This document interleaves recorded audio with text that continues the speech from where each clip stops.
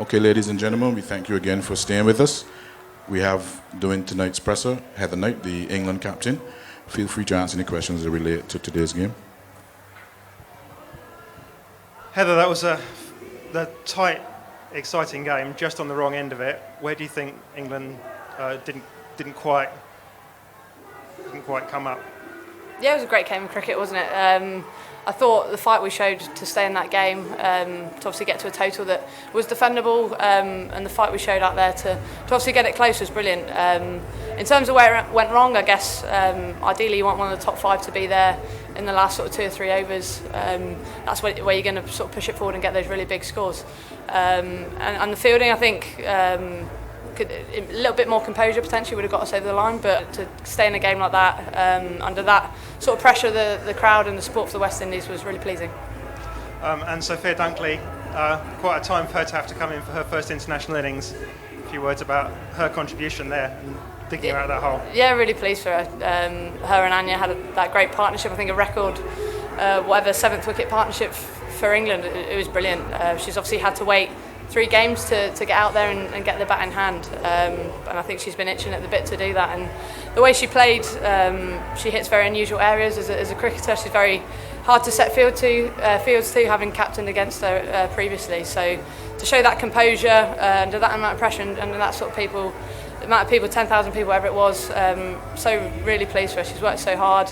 I think it really helped having Anya out there to sort of keep her calm and keep her very relaxed. And obviously Anya's batting as well was a real talking point. You mentioned that the fielding kind of went a little bit awry at times. How did you deal with that as captain? Were you saying to people to calm down, or? I wouldn't say it went awry. I think it's very difficult conditions. Those balls obviously went very high with the lights, and fielding under the dark skies as well is something we haven't done in this competition yet. But yeah, I think a little bit more composure, a little bit more just staying calm in that sort of situation, and that would have got it over the line. But obviously we've got a semi-final to make that right. A massive game it's going to be against India, one we're really looking forward to. Is there any sense of relief not to face Australia in the semi-final? No, not at all. You could see from the disappointment on faces from losing that game. We were obviously desperate to win. You want to take as much momentum as you can into those semi-finals, and India have been playing very good cricket as well. Whoever we faced in the semi-final, we're going to have to play very well to beat. So no, I don't really mind who we're playing. But yeah, we've got a few things we need to sharpen up on, and obviously that massive game we're going to prepare as well as we can, ready to face India. I noticed that Kirsty Gordon went off the field after she'd bowled her allocation of overs. Is she okay? Yeah, she's fine. She had a back twin. She was actually struggling to finish that final over.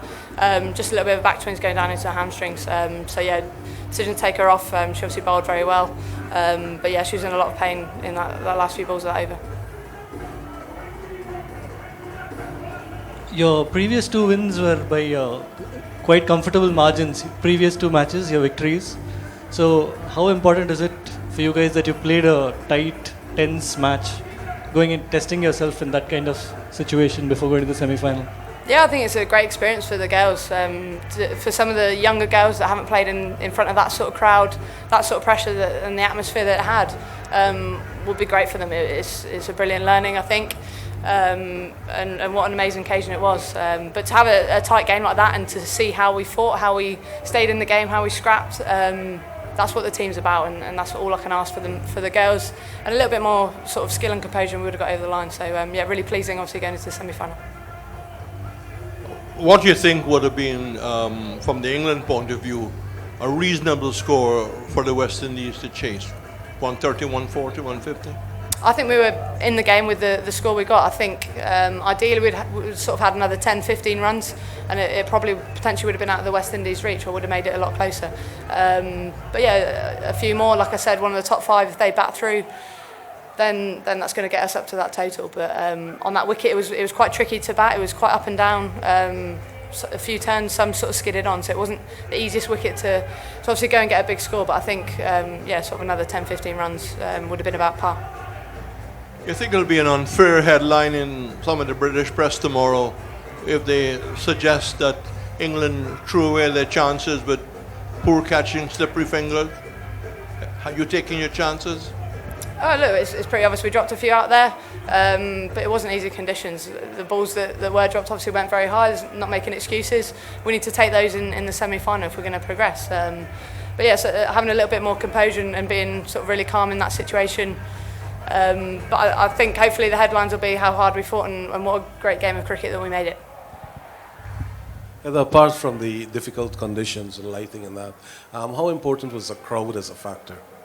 How important was the crowd as a factor in well, yes, obviously hard when you've got two people going for a catch and the crowd is so loud you can't really call for it. But I think it was a brilliant atmosphere. That's the sort of crowd, the sort of noise you want to play cricket under as a professional cricketer.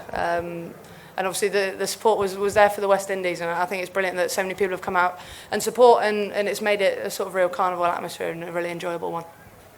Heather, just a word for Anya Shrubsole, who has almost gone without comment despite taking, 5 wickets and about 7 balls across the last 2 matches at the beginning and then getting those runs as well. How important is her spirit to what you're trying to do as a team, and how much you want to see everybody else replicate that kind of thing? Yeah, I think Anya will be pretty happy to go under the radar. She's a very humble individual that just goes about her business, but she's been outstanding for us this trip. The way she swung it up front, obviously you see how threatening she was in the first over, taking those first 2 wickets, putting the West Indies on the back foot straight away. And the lengths I think she's bowled on these wickets has been brilliant. She's adapted her game outstandingly, and I love watching her bat as well. She's been a great cog for us. Obviously in the team and the way she goes about things and the sort of calming influence she has. So long may that continue into the semis.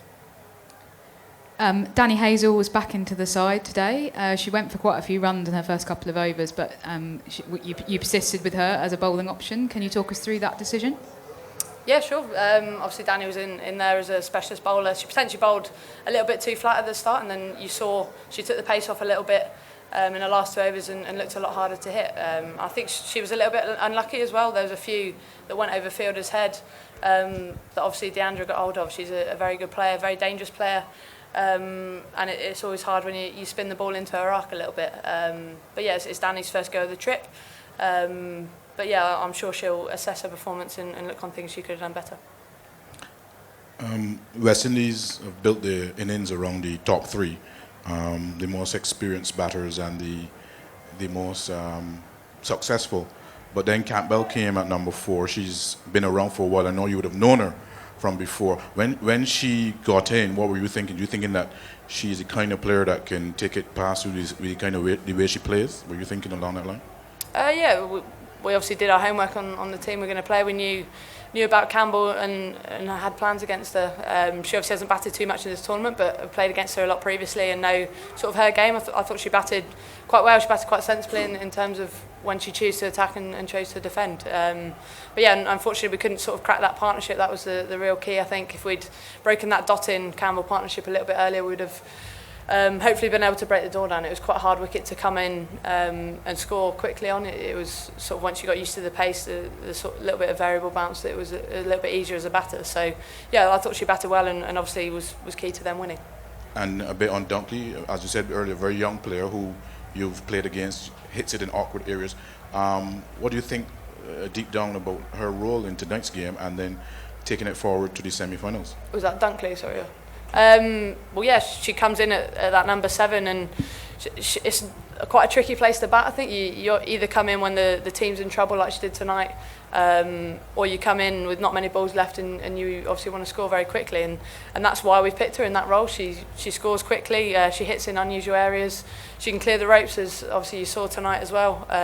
So yeah, I'm really pleased for her, and for her going into a semi-final, it's great that she's had a hit out and she can take some real confidence in terms of the way she played. We're into the semi-finals in Antigua.